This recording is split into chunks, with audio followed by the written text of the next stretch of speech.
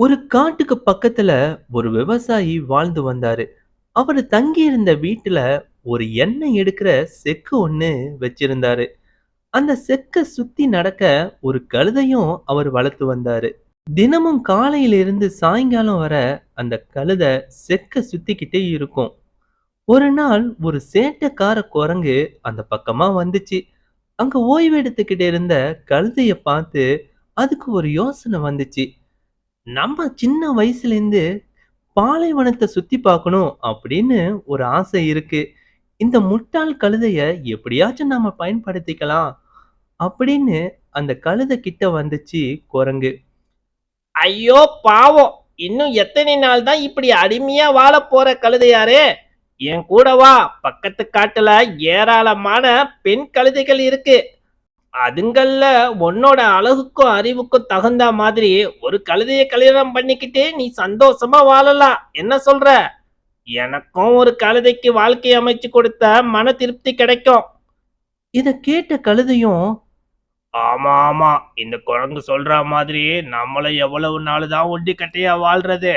நம்ம அறிவுக்கும் அழகுக்கும் இந்த ஊர்ல பொண்ணே கிடையாது. பக்கத்து ஊர்ல போய் தான் பாப்போமே, எவ்வளவு நாள் தான் ஒண்டி கட்டையா இருக்கிறது. சரின்னு சொல்லிட்டு குரங்கு கூட பயணம் போக ஆரம்பிச்சது அந்த முட்டாள் கழுதை. கழுதையும் மெதுவா நடக்க ஆரம்பிச்சது. கழுதையை ஏமாத்தி அது மேல உக்காந்துக்கிட்டு நம்மளோட சின்ன வயசு ஆசையான பாலைவனத்தை சுத்தி பார்க்க போறோம் அப்படின்னு குரங்கு ரொம்ப சந்தோஷப்பட்டுச்சு.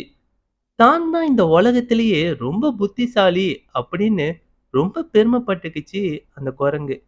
மறுநாள் சூரியன் உதிச்சதும் குரங்குக்கு ஒரே அதிர்ச்சியா போயிடுச்சு. தன்னோட வாழ்நாள் முழுக்க செக்க மட்டுமே சுத்தி சுத்தி நடந்த கழுதை ராத்திரி பூராவும் அந்த குடிசைய மட்டும்தான் சுத்திக்கிட்டு இருந்துச்சு அப்படின்னு குரங்குக்கு புரிஞ்சுது. தன்னோட வாழ்நாள் முழுக்க செக்க மட்டுமே சுத்தி சுத்தி நடந்த கழுதை ராத்திரி பூராவும் அந்த குடிசையவே சுத்திக்கிட்டு இருந்திருக்கு அப்படின்னு அந்த குரங்குக்கு புரிஞ்சுது. அப்போ சரியா அங்க வந்த விவசாயி நடந்தத புரிஞ்சுக்கிட்டு ஒரு பெரிய குச்சி எடுத்து அந்த கழுதையும் குரங்கையும் அடி பின்னிட்டாரு.